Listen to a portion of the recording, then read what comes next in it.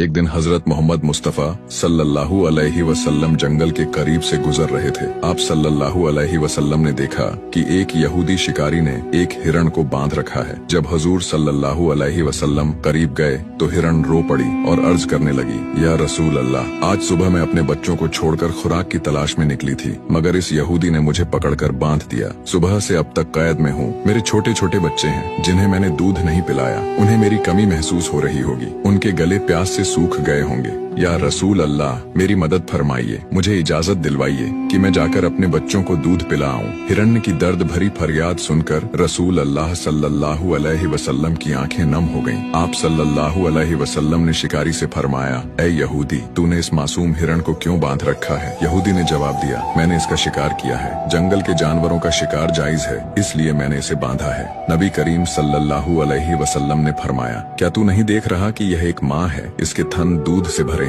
ये अपने बच्चों की मोहब्बत में बेकरार है। इसे छोड़ दो ताकि यह अपने बच्चों को दूध पिला सके। यहूदी ने गुरूर से कहा, मैंने बड़ी मेहनत से इसे पकड़ा है, मैं क्यों छोड़ दूं? आप सल्लल्लाहु अलैहि वसल्लम ने नरमी से फरमाया, इस माँ हिरण को एक बार अपने बच्चों के पास जाने दो, यह दूध पिलाकर वापस आ जाएगी। यहूदी हंसा और कहा, बंधा हुआ जानवर कभी वापस नहीं आता। अगर मैं इसे छोड़ दूं तो यह भाग जाएगी। जब आप सल्लल्लाहु अलैहि वसल्लम ने देखा कि यहूदी मानने को तैयार नहीं तो फरमाया, ऐ यहूदी, इसे आजाद कर दो और इसके बदले मुझे जामिन के तौर पर रख लो। अगर ये वापस न आए तो मैं हमेशा के लिए तुम्हारी कैद में रहूंगा। यहूदी ने शर्त मान ली। हिरण्य को आजाद कर दिया और रसूल अल्लाह सल्लल्लाहु अलैहि वसल्लम वहीं बैठ गए। हिरण्य जंगल की तरफ दौड़ती हुई चली गई। कुछ घंटे गुजरने के बाद यहूदी तंजिया अंदाज में कहने लगा, क्या हुआ हुजूर? आपने कहा हिरनी वापस आएगी, लेकिन वह तो अभी तक वापस नहीं आई। आप सल्लल्लाहु अलैहि वसल्लम ने फरमाया, सब्र करो, वह जरूर वापस आएगी। इतने में हिरन अपने बच्चों के साथ दौड़ती हुई हजूर नबी ए अकरम सल्लल्लाहु अलैहि वसल्लम के पास आकर बैठ गई। यहूदी शिकारी यह देखकर हैरान रह गया।